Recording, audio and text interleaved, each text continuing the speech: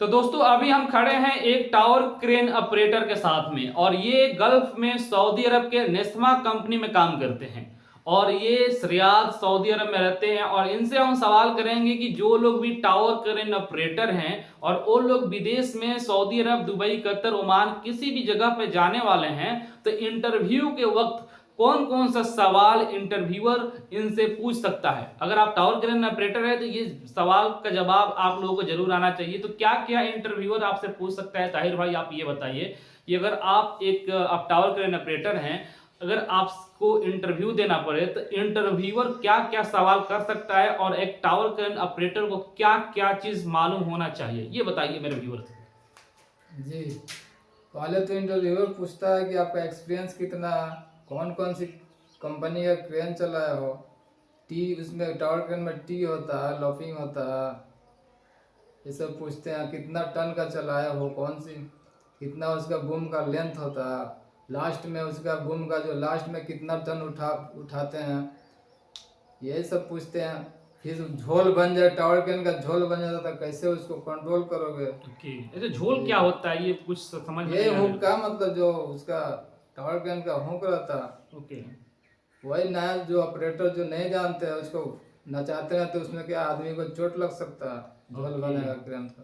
Okay. अच्छा, tower crane operator कितनी company का होती है, कितने दो चार कंपनी का नाम पता है तो बताए। जी, कौन कौन फर्स्ट कंपनी? तो पोर्टन का होता है, पोर्टेन होता है जी, जंगलू करके होता है, और एसी का भी इंडिया में तो एसी ज्यादा चलता है, एसी विदेश में पोर्टन, ओके, लिबरल का चलता है, लिबरल का भी चलता है। जी। तो ये कंपनी का नाम भी आपको पता होना चाहिए। और इंटरव्यूअर आपसे ये भी पूछ सकता है कितना टन तक आप टावर क्रेन चलाए हुए हैं, कितने टन तक लास्ट होता है, स्टार्टिंग से लेकर लास्ट कितने टन तक टावर क्रेन ऑपरेटर का लोड कैपेसिटीज रहता है टावर क्रेन का तो मेरे साइड पे अभी तक मतलब 40 टन का टावर क्रेन है। 40 टन तक का टावर क्रेन है। और एक और बात बताए थे कि बूम लेंथ के बारे में पूछते हैं वो लोग, तो बूम का जो लेंथ होता है लास्ट में कितना टन तक उठा सकता है। अगर एक 40 टन यानी 40 टन का क्रेन है तो लास्ट में एंड में कितना टन तक उठा सकता है, ये कैसे पता चलेगा और कितना टन तक उठा सकता है?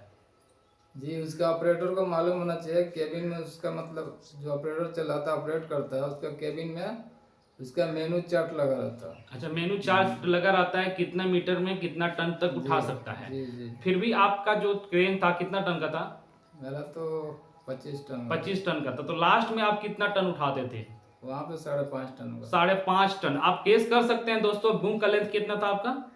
70 मीटर। 70 मीटर इनका बूम का लेंथ था और 25 टन का क्रेन था, और ये लास्ट में 5 टन तक, 5.5 टन तक ये उठाते थे।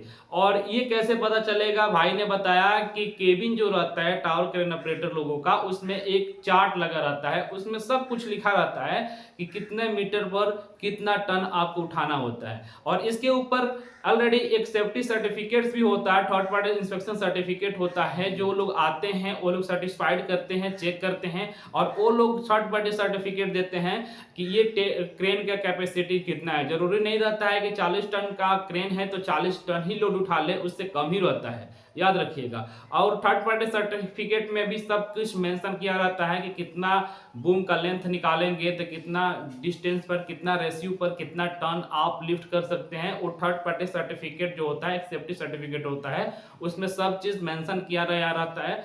उसी हिसाब से आपको काम किया जाना चाहिए। देखिए, सबसे पहले आपसे ये लोग पूछ सकते हैं कि कौन कौन से क्रेन चलाए हो, तो क्रेन का नाम आप लोगों ने सुना, कितना साल का एक्सपीरियंस है, तो जो 4 साल 5 साल का एक्सपीरियंस है वो होना चाहिए। आपको अच्छा सीवी बना लेना है, अच्छा जानकारी होना चाहिए। उसके बाद से आप जाएं, इंटरव्यू दीजिए और इंटरव्यू में पास कीजिए, और आप लोग भी सऊदी अरब में जा करके 1200 से लेकर 1600 तक बेसिक सैलरी कमा सकते हैं। और टोटल सैलरी कितना हो जाएगा, कितना लास्ट तक कमा सकते हैं, इसके ऊपर मैंने ऑलरेडी वीडियो बना दिया है, उसका लिंक मैं वीडियो के डिस्क्रिप्शन में दे चुके हैं। और टावर क्रेन ऑपरेटर को कितना सैलरी मिल जाता है वो वीडियो जब देखेंगे आपको पता चल जाएगा। Thank you so much for watching my video.